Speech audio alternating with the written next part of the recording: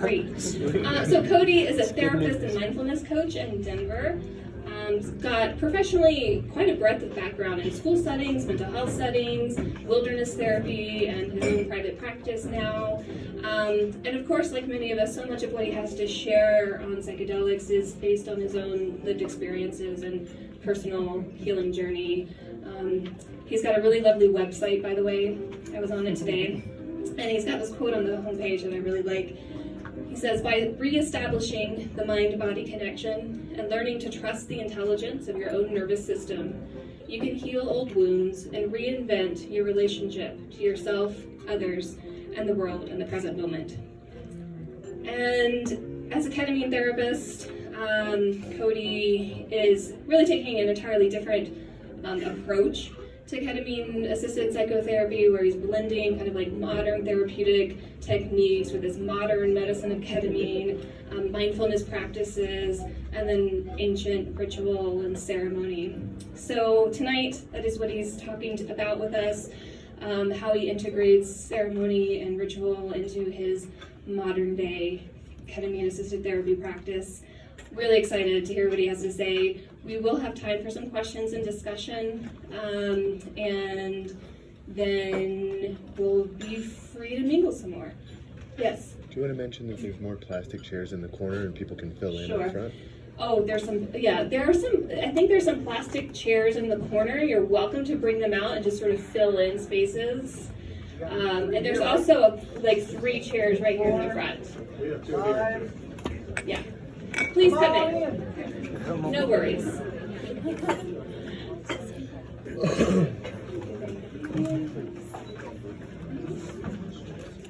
Here. Thank you. Thank you. All right. With all of that said, please help me welcome Cody Wiggs to the stage.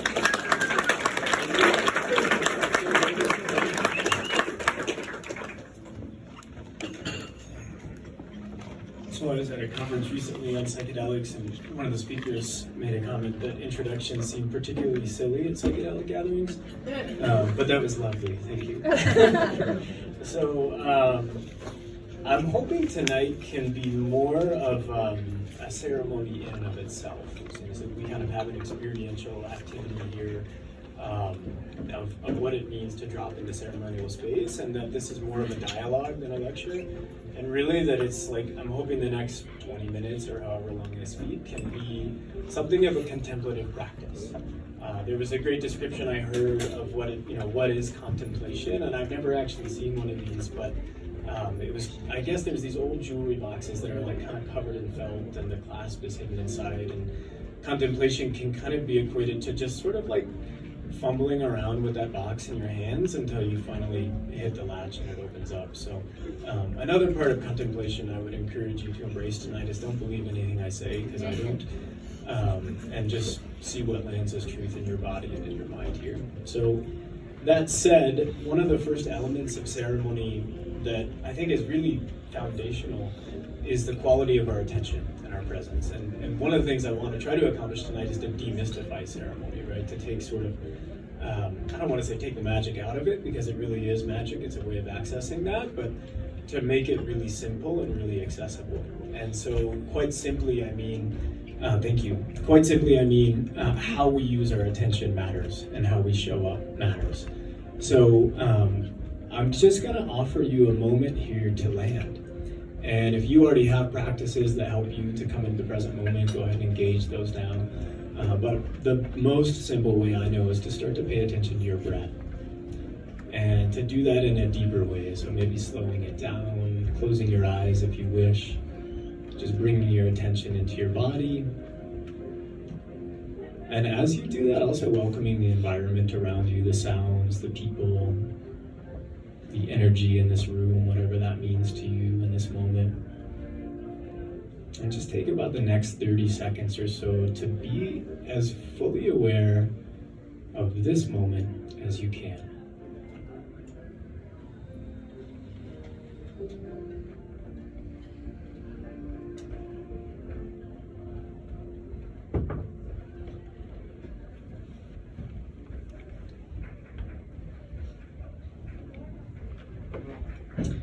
So another part of ceremony, and you're welcome to open your eyes if you have them closed, you're welcome to keep them closed if you want to, is intention.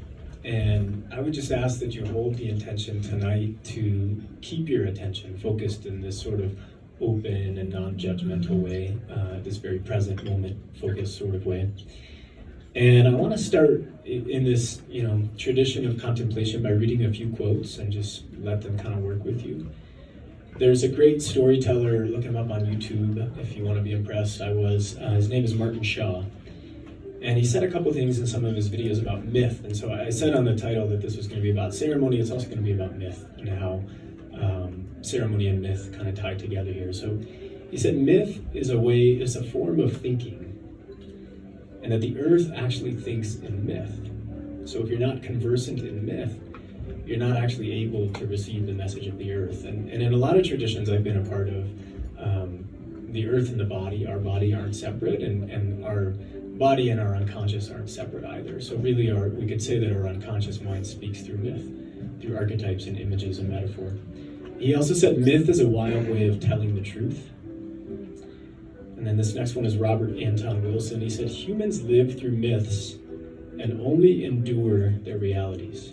I think that one's worth repeating. Humans live through myths and only endure their realities. Joseph Campbell said, we need myths that will identify the individual, not with his local group, but with the planet. And a teacher of mine, I don't know if any of you know Don Howard. He passed this year. He's a great man and really initiated me into a lot of these traditions. He was fond of these sort of like Zen koans that would say, so one was, reality is metaphor, metaphor is reality. He would just kind of mic drop on those and walk away. And like, what does that mean? And meanwhile, we were on ayahuasca in the jungle.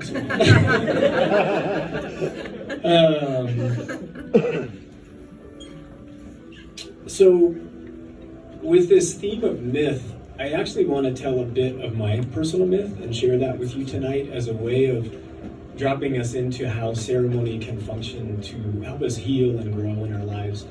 And this is a story I actually haven't really told too publicly before. I've shared it with people in my life because my teachers have told me that, when we enter into sacred ceremony in space, it's actually not great to go, shouting our story right away. So this ceremony that I'm going to talk about happened about 2.5 years ago, and it's actually not a drug story. I was sober the whole time.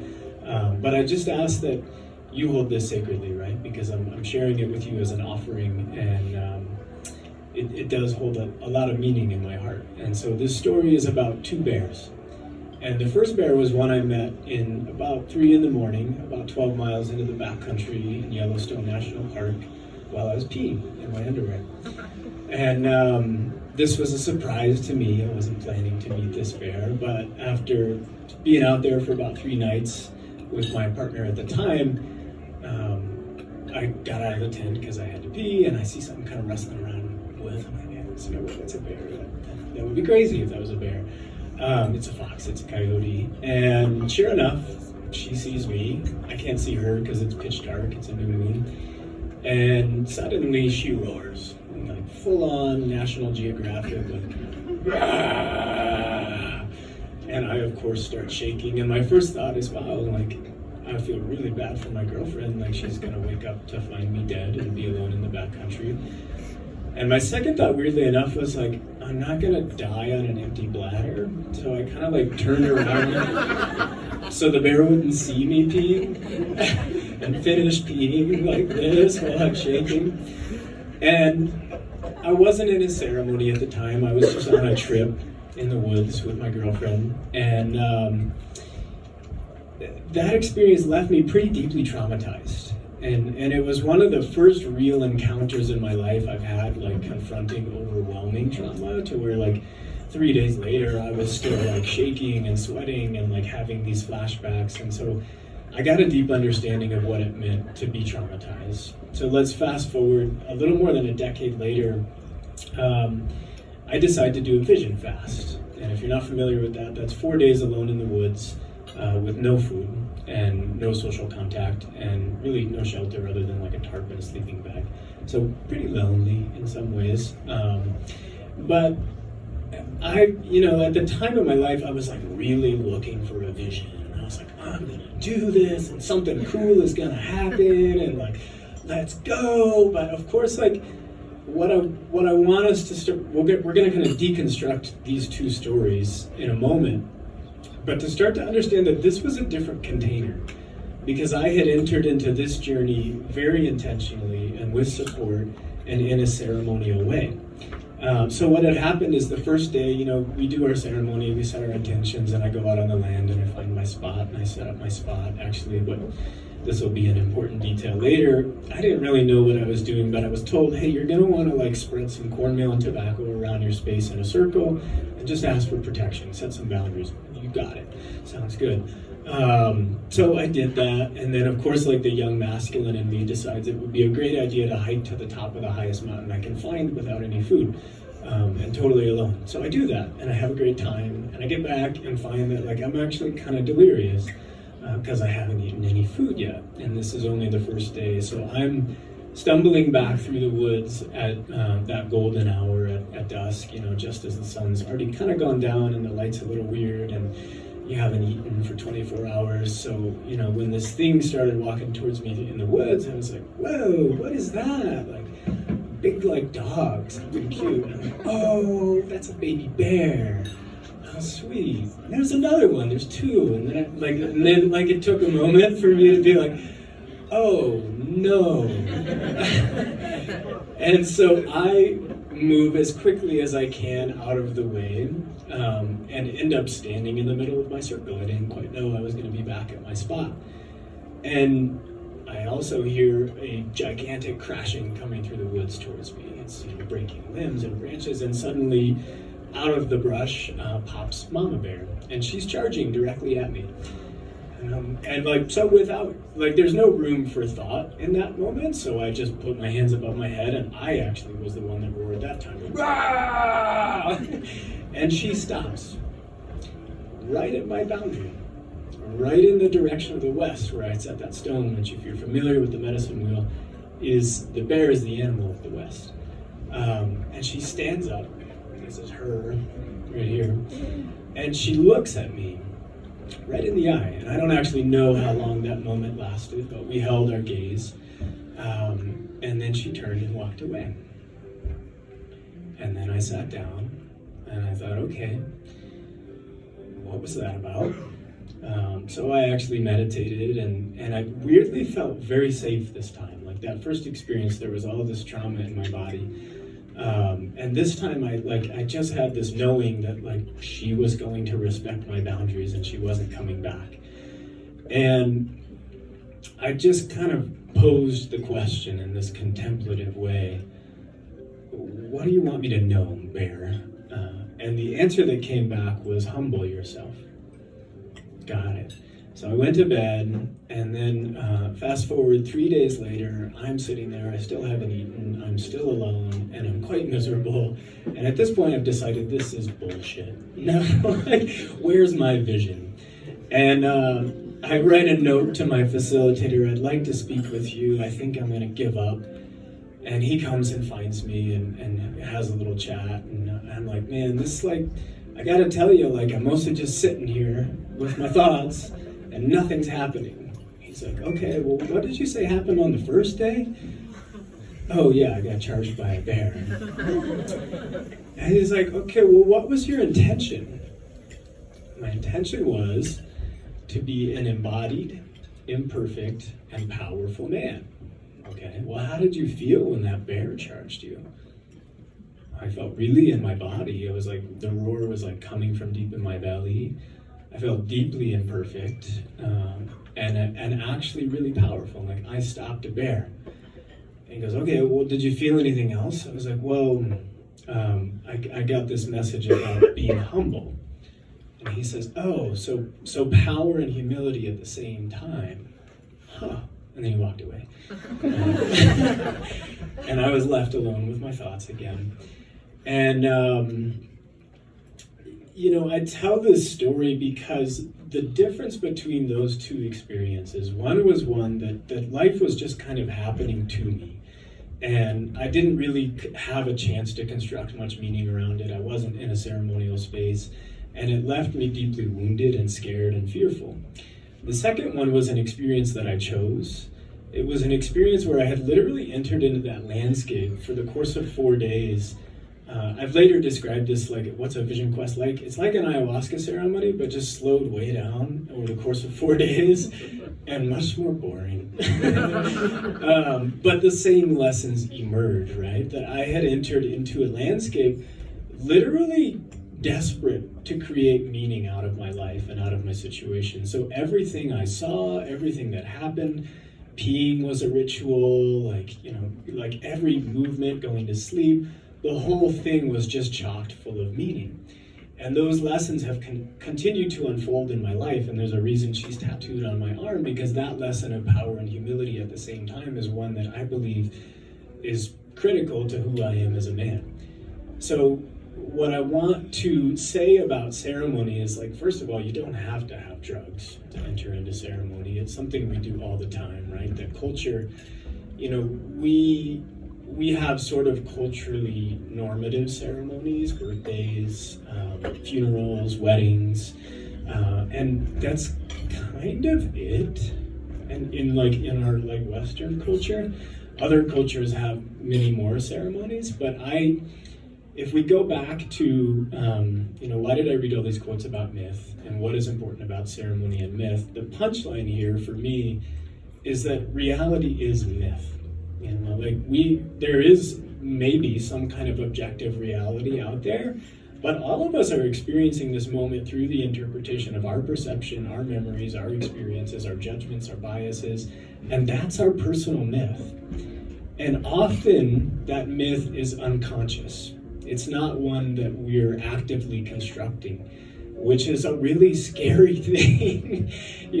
When you realize that your thoughts create your reality, and then you're like, oh no,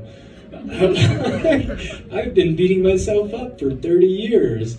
Time to start creating a new myth, right? So ceremony is a way of actually entering the myth, deconstructing your personal myth, examining it, and then reconstructing it in a helpful way. So that first element of ceremony that I think is the most critical one, which is that anything can be a ceremony, we're in ceremony right now if we choose to be, is the quality of our attention. Are you still present? Are you still here? Did you check out? Are you going somewhere else? Are you making meaning of this experience? Are you letting it work with you? Another really critical element of ceremony, as far as I can tell, it's always done in community. So whether that's a birthday party or a wedding or a vision quest, even the vision quest, the difference there was that when I came back from that experience, I wasn't alone. I was greeted by a group of elders who had been through this before, and I had the chance to share my story. And I had the chance to get some feedback. And I had the chance to be welcomed back in the community in a meaningful way, to say thank you for your sacrifice, for going out there to actually examine your myths so you can show up in the world in a better way so that we can all benefit. And here's some things we know about you and see about you and want to reflect back to you. So the quality of our attention is one pretty critical element of ceremony. Community is another really critical one. And the last one, we could roughly say, is heart, presence, connection. There's an element of sacred in the ceremony. Whether you have beliefs around that or not, it doesn't require dogma, but that for me, personally, I find that when I am deeply present in a way where I'm out of my narrative and I'm actually living the myth, then I sort of evoke the sacred through my attention and through the quality of my presence. So, I want to check my notes here because I'm mostly just winging it tonight. But I think I hit it. How does this blend with psychotherapy? The way I use it in my practice is that I do construct ceremony for ketamine sessions specifically. And we work through a process intentionally of building an intention, setting an intention for each ceremony, And then when we arrive to ceremony, I like to do things to kind of throw people off center, which for, some people this doesn't throw them off center, but like having kind of weird stuff, like I found a bone on that vision quest, so I put it on the altar. What is that bone about? And burning sage and things like that maybe we don't see typically in a therapist office, but that I think are ways of speaking to the unconscious mind. Because again, the unconscious mind, the body, the earth speaks through myth and speaks through images and speaks through archetypes. So when we have images of the four directions on an altar, when we have bones, when we have feathers, when we have plants, these are all images that have carried through human consciousness as long as there has been human consciousness, and that speak to a deeper part of us. So psychiatry or psychology, psyche actually means the soul, and I believe largely that element of what we're doing in therapy has been lost. We've really largely focused on the mind. We're lately been focusing on the body, which is wonderful, but also to speak the language of the soul, I think is what ceremony and psychotherapy can do when blended together, and that really what we're looking for is an experience of soul, an experience of not just living our myth in our head, but an experience of actually being alive. So I think that might be it. I think I'll say a little bit just before we wrap up here on, I said ceremony, ritual, and psychotherapy, and as I was thinking about it, I wanted to at least just kind of delineate, if it's useful for you, how I see ceremony. So ceremony is kind of these intentional times and spaces in community that we set aside to enter our myth, to examine our myth, to reconstruct our myth. Ritual are things that, just so you know, you're doing it all the time, eating, sleeping, waking up, brushing your teeth, like those are ritual. I see ritual as a way of sort of sending mind-body signals to that are either intentional or not, right? So we can have daily rituals of waking up and looking at Facebook first thing, which is going to set a very different tone for our soul versus like waking up and taking some deep breaths, a glass of water, checking in, connecting with the earth, connecting with ourselves. So ritual is just a way of kind of carrying the tone of ceremony, in our daily lives, checking back in with that little part of presence. And then I also just want to say briefly something about the word initiation. I've been thinking more about that lately too, that initiation to me is a little different than ceremony in that it's a kind of type of ceremony from which there is no turning back.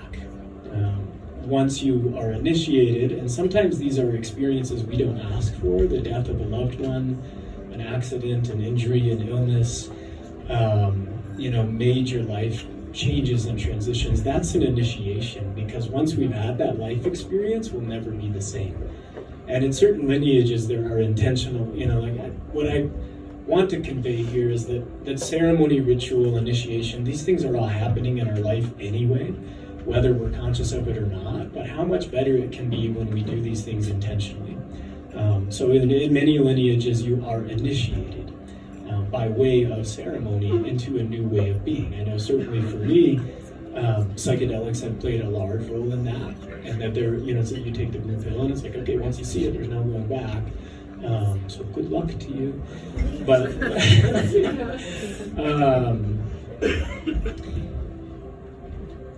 that's it.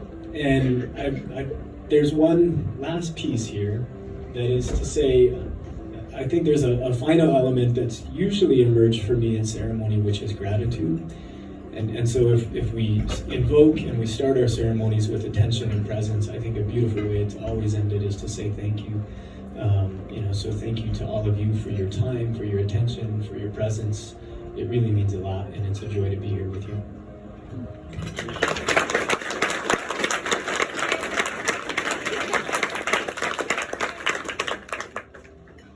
Yes. What would you say to someone who is new to psychedelics, has no experience, has the normal fear, anxiety that our society is constant? How would you introduce somebody who has no experience and is new to this? Absolutely, great question. So the question is, what would you say to someone who is brand new to psychedelics and has maybe some fear around psychedelics due to some of the cultural conditioning, what would I say? I would say one, be intentional, right? Like this whole theme of the night is that it's not something to take lightly. It is an initiation, and if you take a bunch of psychedelics at a festival for the first time, it may not be the type of initiation you want, because you may not actually be safe or feel safe. One of the things one of my teachers told me over the years that when you take psychedelics, at least higher doses of psychedelics, in a therapeutic sort of intentional way, the environment should be one, the container should be one that you should actually feel safe enough to die in. Which sounds dramatic, but really that's the level of release that is possible, and that's the level of safety that's needed. So you really have to trust the person that's holding you, and that's something I learned the hard way early on. Was I would jump into I was like, you're going to give me psychedelics? Great. I'm not going to ask any questions. And suddenly feel very unsafe in your presence because I didn't actually do my due diligence and check you out and make sure that when I'm with you, I feel good as a person. And I trust that you have my best interest at heart. So really your guide, your container, your facilitator are all really crucial parts of the experience, so that you trust 100% whatever happens and you can be in that experience totally safely. The last thing I'd say is cultivate some non-drug experiences through meditation, through breath work, the ability to use your attention and awareness in a purposeful way to be able to navigate the space of choosing your experience, so to speak, is a skill that I had actually. I was the good kid in my whole life. I never did drugs, I didn't drink, and suddenly I'm sitting up here talking to you about psychedelics.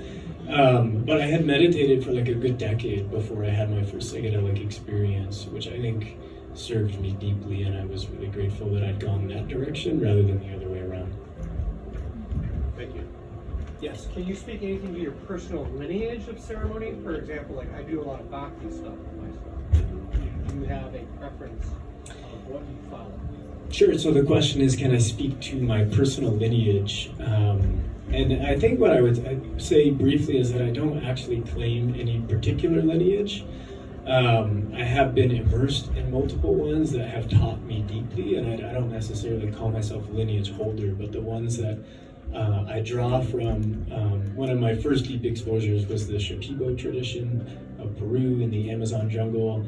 I've been a student of Buddhism, several different forms of Buddhism for many years, most recently Tibetan Vajrayana Buddhism in the lineage of Dharma Ocean, which there's a whole nother story there. They're closing because guess what?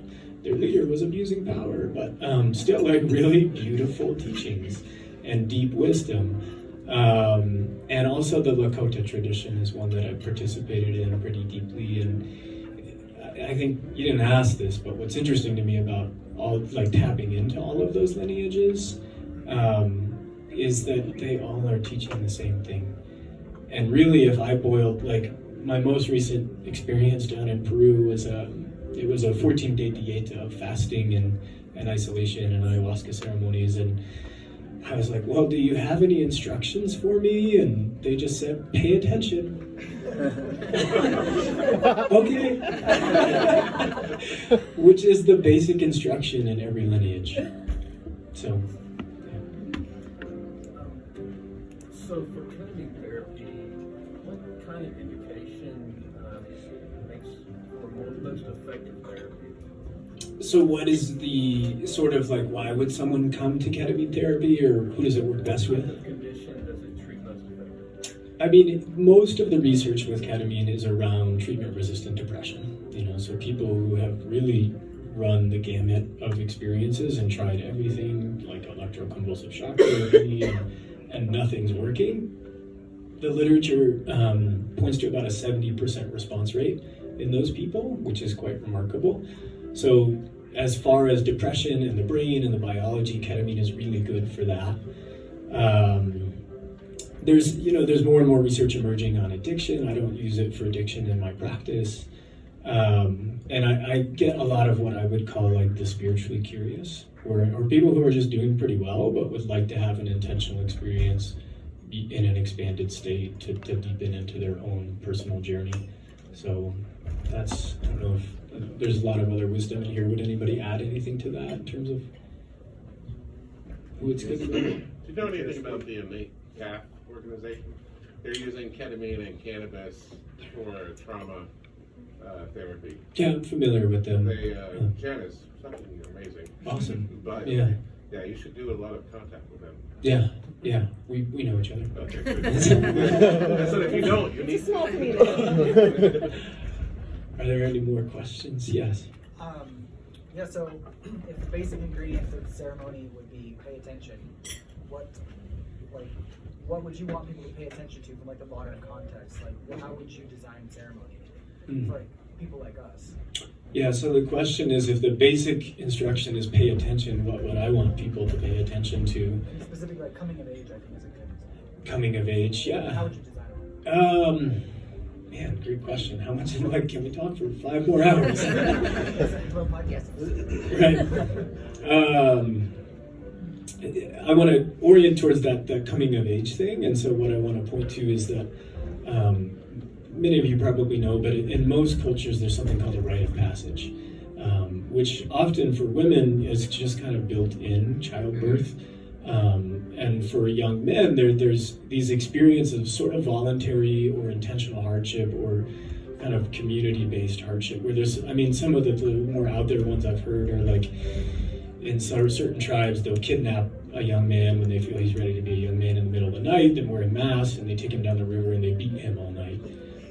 And then in the morning, they embrace him and love him. And I'm not saying that's the way to go.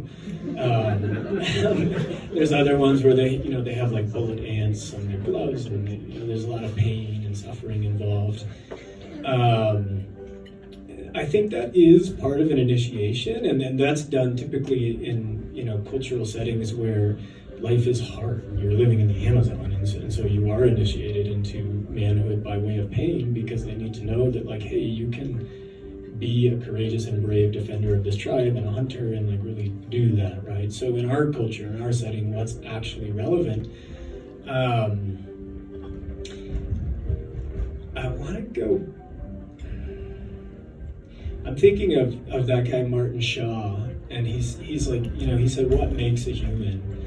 And I'm trying to remember exactly how he said it, but he was pointing towards, this elder in a tribe who, still in his 70s would go out on the cliffs and do these fasts for 4 days and pray. And he's like, that is what makes a human, these experiences of really being with yourself, of in a direct way where there's no escaping your own mind and body and soul and spirit, and asking the hard questions, but coming back to your heart. And it's, it's not spending a bunch of time on screens and all of that, which is, how we're mostly making humans nowadays. So as far as rites of passages go, I would want them to be more loving and really a reminder of how sweet it can be to belong to community and actually orient us towards more connection and more reciprocity and more exchange in a loving way. But also, sometimes you need to crack someone through a bit of hardship.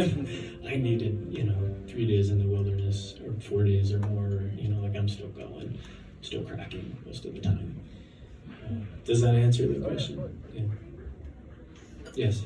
Yeah, you brought up metaphor and symbolism and archetypes, and where my mind goes directly is dreams. Like that's, we visit that almost like every night. So I was just wondering if any of your teachers had anything to say, if there's any work to be done there, or should pay attention at all, or... Yeah, my teachers say, pay attention to your dreams. Okay. But that's it.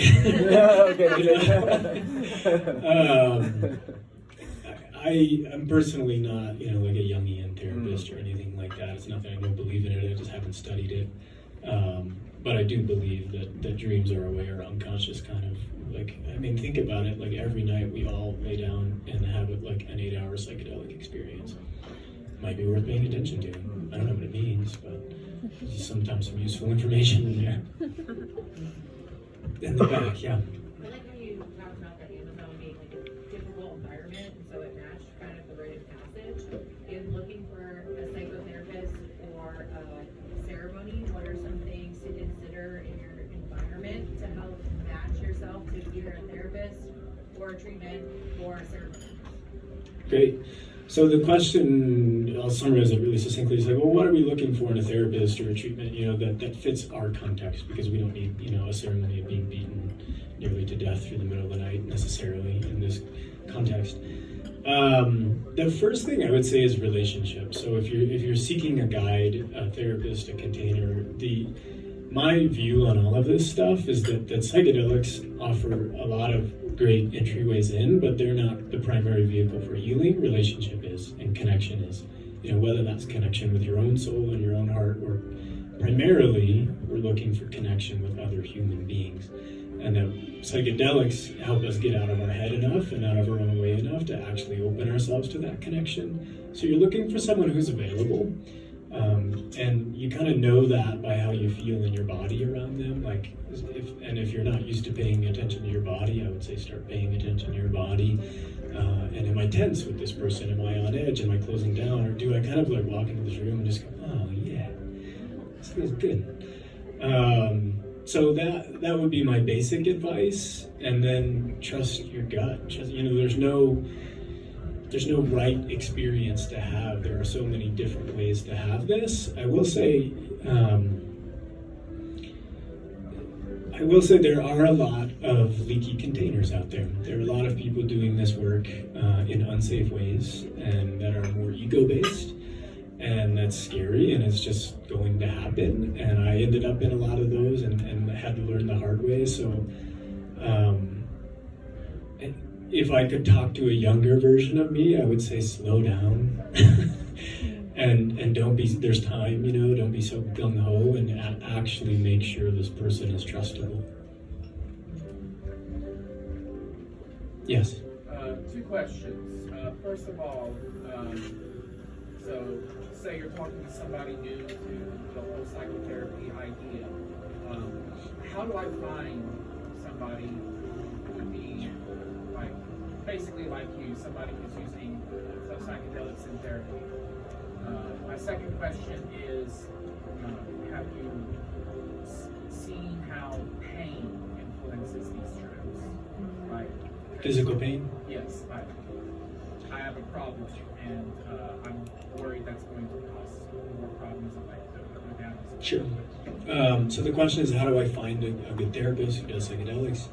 And then I'd say a separate question is, what's the role of pain here? The first part, I know there are some good, I think the NOAC Society could probably point at the end of the night to some good websites. There's like psychedelic.support. There's a few websites, the MAPS website, that have providers listed on there. So I'm gonna pass on that question. But there's also providers in the room, and also just ask around. I think finding a therapist in general, just see if you can find a trusted friend or referral source who knows someone good and has had a positive experience, and then go there. And I'll say briefly on pain. Pain has been one of my greatest teachers, and I don't presume to know anything about your pain because I know mine. But I've had chronic pain in my body, that I don't have anymore, and some of my greatest lessons have been from fully surrendering to that pain and going deeply inside of it with my awareness until I actually knew what it was about. That's a pretty loose answer, and there are certainly a lot of ways to approach pain, but the way I view therapy and healing is that the mind and the body are intricately connected, and that it goes both ways, right? Pain in our body can manifest as tension in our mind, but also tension and pain in our body certainly can manifest as a result from unhealed trauma, unhealed wounds. So I would say don't let that stop you, and you may have to be really brave and also gentle. So I really like this sort of framework of soul and myth, and I absolutely agree with what you're saying about how you sort of intentionally shape your myth as much as you can to make it so that there's harmony with your soul and your myth. But the thing I'm wondering, I guess, is for me personally, I feel like part of finding that harmony also is maintaining myth and not letting my soul sort of become attached or abide in the myth to the extent that I can. What do you think about that? I'm going to actually, my attention is starting to wander. I recently heard Jim Fadiman speak, and he's like, a question is 1 to 2 sentences and ends with an oop sound at the end. No, I think you had some great stuff to say, and I wasn't tracking it closely enough to give it the full attention it deserves. But thank you for your question. I'm happy to chat more one-on-one afterwards. Yes. I have sort of an incomplete thought that's a question. Okay. But I'm curious, I've been noticing myself and others doing this thing where we receive these great lessons in ceremony space. So for me, one that I experienced was related to alignment, but then my ego will like appropriate the message for its own good and to serve itself. So like I manically, like I bought so much furniture this week and my space was feeling so aligned, but then I realized like that really wasn't the alignment message that I had gotten. That was like what I was telling myself in meaning making after the fact. So I guess I'm interested in like post-ceremony meaning making and how to avoid that phenomenon. And I don't know if you've like seen that or experienced that where like the mind is like, oh cool, that's a great message. Let me tell you what I think about that. Yeah, I'm understanding what you're saying. General advice is like wait 2 weeks before you make any major changes.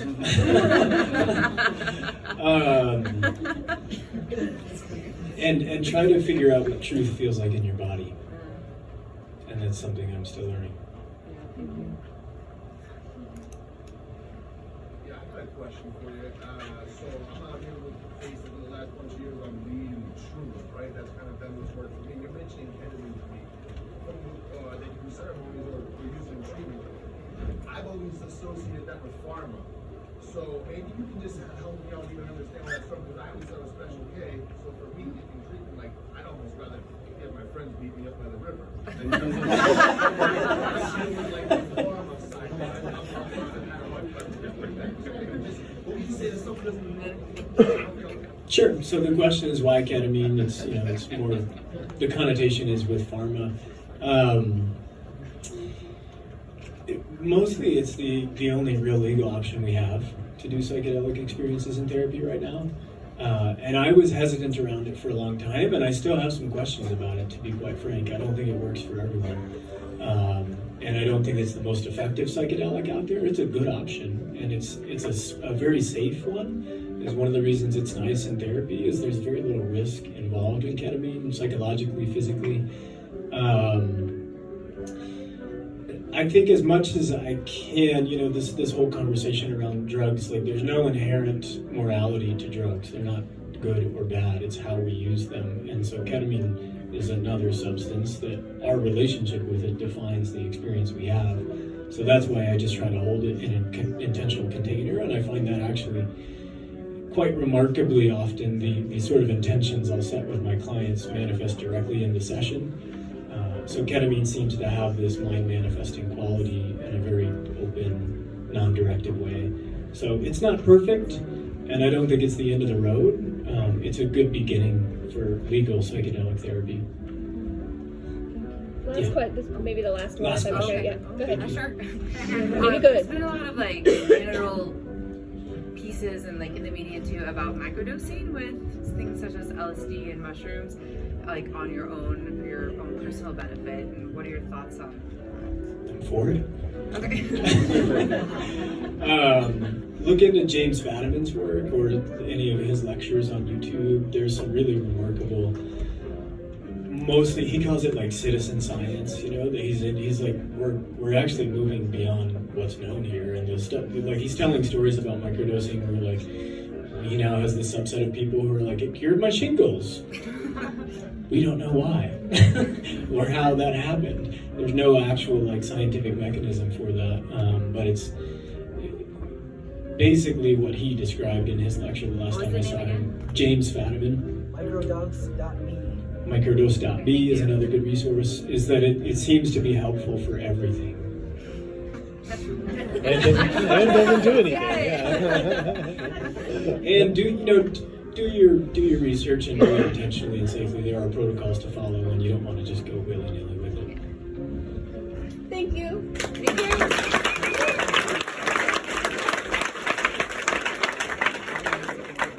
I feel like I want Cody to be my new therapist.